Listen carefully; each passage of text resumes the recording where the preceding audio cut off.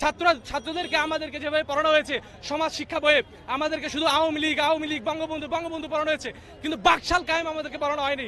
আমরা সে বাকশাল শিখতে চাচ্ছি। এই খুনি হাসিনা সরকার রাতারাতি যিনি বলেছিল তিনি পালাবেন না, ওবায়দুল কাদের বলেছিলেন আমি পালাবো না, প্রয়োজনে ফখরুল সাহেবের বাড়ি আশ্রয় নিব, ঠাকুরগাঁয়ের বাড়ি আশ্রয় নেবো, সে ওবায়দুল কাদের সাহেবকে এখন পাওয়া যায় না। আমি ভারতকে স্পষ্টভাবে বলে দিতে চাই,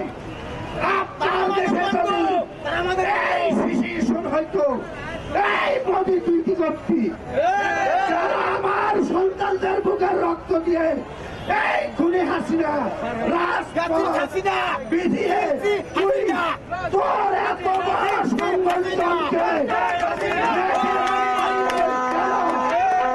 আমরা দেখেছি গত 16 বছরের স্বৈরশাসনের পরে এই বাংলাদেশে বর্তমানে এমন একটা অবস্থায় এসে পৌঁছেছে যে যখন আওয়ামী লীগকে নিষিদ্ধ করার দাবি একটা উঠেছে আমাদের ছাত্র সমাজের মুখ থেকে, ঠিক সেই সময়টাতে আওয়ামী লীগ আবার তার পুরনো সেই সংঘর্ষ, সেই বিধ্বংসী সেই ক্ষমতাকে ইউজ করে সে আবারও পুরাতন ফ্যাসিবাদী রূপে আবার এই বাংলার মাটিতে ফিরে আসতে পারতেছে। তো তারা এই ফিরে আসাটাকে তারা খুব ভয়ঙ্করভাবে ফিরে আসবে এরকম তারা অলরেডি আমরা বিভিন্ন জায়গায় ছাত্রদের পক্ষ থেকে হুমকি ধামকি পেয়েছি।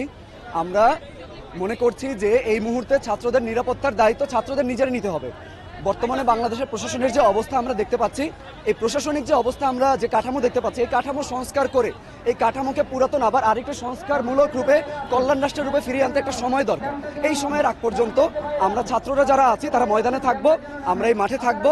আমরা বাংলাদেশের যে কোনো প্রকার ছাত্র সমাজ, বাংলাদেশের জনতা যারা আছে তাদের উপর যত প্রকার চক্রান্ত আছে সেই সব কিছু আমরা রুখে দিতে পারবো ইনশাআল্লাহ। বর্তমান সময়ে আওয়ামী লীগ এবং তাদের ছাত্র সংগঠন এবং অন্যান্য তাদের শাখা সংগঠন এগুলোকে নিষিদ্ধ করার কোনো বিকল্প নেই। আমরা গত 16 বছর ধরে দেখেছি, আমরা জুলুম সহ্য করেছি। আমরা এখন সাফ একটা কথা জানিয়ে দিতে চাই যে এই মুহূর্তে বাংলার জমিনে যেন অতি দ্রুত আওয়ামী লীগকে নিষিদ্ধ করার প্রক্রিয়া কার্যকর করা হোক, এই হচ্ছে আমাদের দাবি। আজকে অবস্থান কর্মসূচি হচ্ছে বাংলাদেশ 5 আগস্ট স্বাধীন হয়। আওয়ামী লীগের দুঃশাসন, তাদের দুর্নীতি, প্রায় 11 লক্ষ কোটি টাকা তারা দুর্নীতি করেছে।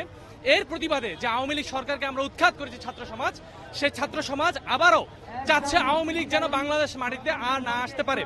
বাংলাদেশে আওয়ামী লীগ বারবার বলেছেন, আওয়ামী লীগের হাসিনার ছেলে বলেছেন হাসিনা নাকি 15ই আগস্ট আসবেন। আমরা বঙ্গবন্ধুর এই কারণে বঙ্গবন্ধু 32 নম্বর বাড়িতে অবস্থান নিয়েছি যেন আওয়ামী লীগের একটা নেতাকর্মী, কারণ চোর, বাটপাত, দুর্নীতিবাজ, লম্পট এবং কোনো ধর্ষক এই বাংলায় আর ঠাঁই না হয়। আমরা চেষ্টা করছি, ছাত্র সমাজ আগেও দেশ স্বাধীন করেছে, 71-এ করেছে, 52-তেও করেছে, 24-এও করেছে এবং 24 থেকে আগামী 44 পর্যন্ত ছাত্র সমাজ এই আন্দোলনকে অব্যাহত রাখবে। প্রতিটা জায়গায়, প্রতিটা মুহূর্তে আওয়ামী লীগ, ছাত্রলীগ বাংলায় কোনো নাম থাকবে না, শেখ মুজিবের নাম থাকবে। শেখ মুজিব যতটুকু অবদান রেখেছে, বাকশালের পর থেকে শেখ মুজিবের নাম থাকবে না। 71-এর আগ পর্যন্ত বাংলাদেশে যত রকমের নির্যাতন হয়েছে আমরা সব কিছু জানি। ছাত্রদেরকে আমাদেরকে যেভাবে পড়ানো হয়েছে সমাজ শিক্ষা বইয়ে, আমাদেরকে শুধু আওয়ামী লীগ বঙ্গবন্ধু পড়ানো হয়েছে, কিন্তু বাকশাল কায়েম আমাদেরকে পড়ানো হয়নি। আমরা সে বাকশাল শিখতে চাচ্ছি। আমরা বাংলাদেশের সুস্পষ্ট ইতিহাস জানতে চাচ্ছি। আমরা বাংলাদেশের সমস্ত ইতিহাস জেনে বাংলাদেশে একটি সার্বভৌম বাংলাদেশ তৈরি করতে চাই, যেখানে কোনো ধর্ম, কোনো বর্ণ, কোনো দল একচ্ছত্র আধিপত্য থাকতে না পারে। আপনারা জানেন, আপনারা শুনেছেন যে শেখ হাসিনার ফোন কল, ভিডিও কল ফাঁস হয়েছে। সে একাধিক জনকে তারা ফোন করে আসতে বলেছে। আমরা তাই এদেশের জন্য আর কোনো বিশৃঙ্খলা না ঘটে, আর কোনো স্বৈরশাসক না আসে, সেজন্য তার এই কুরুকে আমরা ধ্বংস করা বানচাল করার জন্য আমরা ছাত্র জনতা এখানে একত্র হয়েছি যে এখানে যেন আর কোনো না কুরু ঘটে, এখানে আর কোনো যেন হত্যা না ঘটে। আপনারা জানেন 18 জুলাই থেকে 5 আগস্ট পর্যন্ত যে হত্যাযজ্ঞ চালিয়েছে আওয়ামী লীগ, যে স্বৈরশাসনের মাধ্যমে, এইটা যেন আর না ঘটে, আমরা সেজন্য আজকে এখানে সমবেত হয়েছি। বৈষম্য বিরোধী ছাত্র আন্দোলন সপ্তাহব্যাপী কর্মসূচি ঘোষণা করেছে। তারই অংশ হিসেবে আজকে তৃতীয় দিন 4 দফা কর্মসূচি ঘোষণা করেছে। আমরা লক্ষ্য করেছি সেই জুলাই মাস থেকে শুরু করে টানা আন্দোলনের মধ্য দিয়ে 5 আগস্ট একটি ঐতিহাসিক গণবিপ্লবের মাধ্যমে, ঐতিহাসিক অভ্যুত্থানের মাধ্যমে আমরা একটি সুন্দর বিজয় অর্জন করেছিলাম।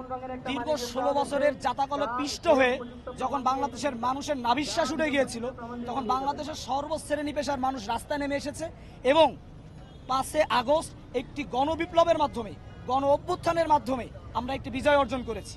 সেই বিজয়ের মাধ্যমে আমরা একটু অন্তর্বর্তীকালীন সরকার পেয়েছি এবং খুনি হাসিনা সরকার, এই খুনি হাসিনা সরকার রাতারাতি যিনি বলেছিল তিনি পালাবেন না, ওবায়দুল কাদের বলেছিলেন আমি পালাবো না, প্রয়োজনে ফখরুল সাহেবের বাড়ি আশ্রয় নিব, ঠাকুরগাঁয়ের বাড়ি আশ্রয় নেবো, সেই ওবায়দুল কাদের সাহেবকে এখন পাওয়া যায় না।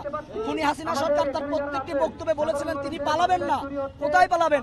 অথচ সেই খুনি হাসিনা সরকার মাত্র 45 মিনিটের ব্যবধানে তিনি ইন্ডিয়াতে চলে গিয়েছেন। আমরা মনে করেছিলাম তিনি ক্ষান্ত থাকবেন, তিনি শান্ত থাকবেন, কিন্তু তিনি তখন শান্ত নেই। তিনি দিল্লিতে বসে, তিনি ইন্ডিয়ায় বসে আবারও একত্রিত হওয়ার চেষ্টা করছে। আবারও দেশের মানুষের কাছে আমরা লক্ষ্য করেছি বিভিন্ন জায়গায় ফোন কলের মাধ্যমে, বিভিন্ন নেতৃবৃন্দকে ফোন কলের মাধ্যমে তারা হচ্ছে বিভিন্ন ফোন কলের মাধ্যমে তারা একত্রিত হওয়ার চেষ্টা করতে বলেছে এবং তারই অংশ হিসেবে আজকে ধানমন্ডি 32-এ তারা বলেছিল একটি নৈরাজ্য সৃষ্টি করবে, একটি সন্ত্রাসী সৃষ্টি করবে।